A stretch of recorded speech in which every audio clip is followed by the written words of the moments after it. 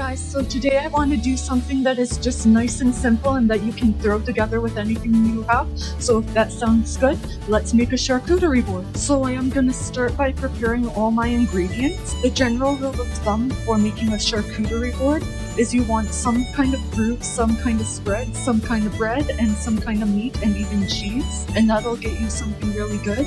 But if you want to take it a step further, do not hesitate to do like snacks and stuff like chips and chocolate. So what I like to do with my fruit is I like to have it in individual bites just so people can pick it up and go, just so they're not standing around and touching everything. It's just more sanitary and it also looks better in most cases. So that's why I do that. And creating layers is very important here as you want height to this because it'll make it that much more appealing. So what I also like doing when it comes to putting fruit spreads and hummus and stuff like that out is I like to have a nice colorful container with a lid for easy storage. You can see here I have a lid, and that way you don't have to worry about cleanup after. So today's spread that I'm doing is I am simply just going to do an apricot jam, which is very simple and easy to do. You can make your own if you have the time, but store-bought is fine also. So to go with the fruit spread, I am just going to do a simple bread and cracker combo, but you'll see I have other options here for later. And I am just going to do a nice thick slice of bread, like so that people can really get a nice big chunk and feel happy that they're actually eating bread. And yes, I am cutting on a bias because I am fancy like that. And now to kind of space things out, I decided to go with a nice salami, but you can do like pepperoni or any other kind of meat that you want. And a little trick I have for this to make it kind of fancy is just put it around the rim of glass and kind of overlap them halfway. And if you want, you can alternate between the two, or you can literally just do one at a time and layer them one on top of another, and you'll see the effect this gets in a second. So let's see if I can do this. I'll give you a better angle on this, but you're kind of gonna hold the meat and you're gonna go like that, and I'll show you a top view of this. See, isn't that pretty and a neat trick?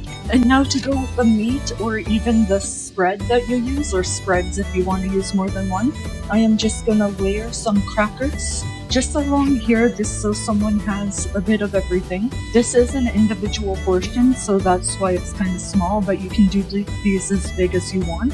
Just buy more ingredients. And if you really want to impress your guests, use only the pretty stuff. It makes a good appearance to it. Now, because I like having a dried fruit on here as well, just to kind of give it a nice sweet balance, I am going to do some craisins, or dried cranberries in other words, and I am just going to do that right there. And let's see if I can fit any more on here without ruining this pretty appearance.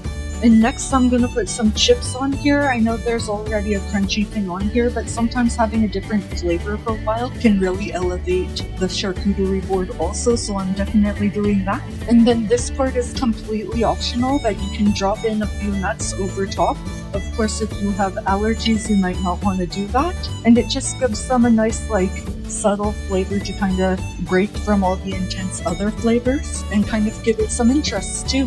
And now the final thing I'm going to try to add on is I have a block of just some affordable cheese here. It doesn't have to be really expensive, but I am just going to add on some cheese slices that I do up myself. It is cheaper that way and tastes better too. And you really want to be able to try and fill the space as best as you can, but you also want it to be carryable just so that people can travel around with it around your yard, wherever you're having this. Or you can even just set it somewhere and let people come to the plate and choose what they want themselves.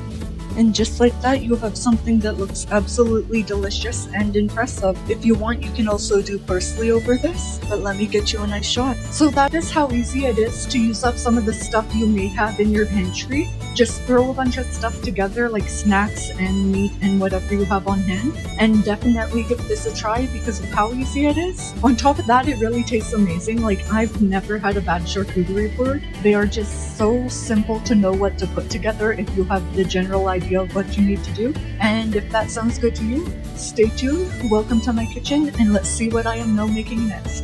A banana.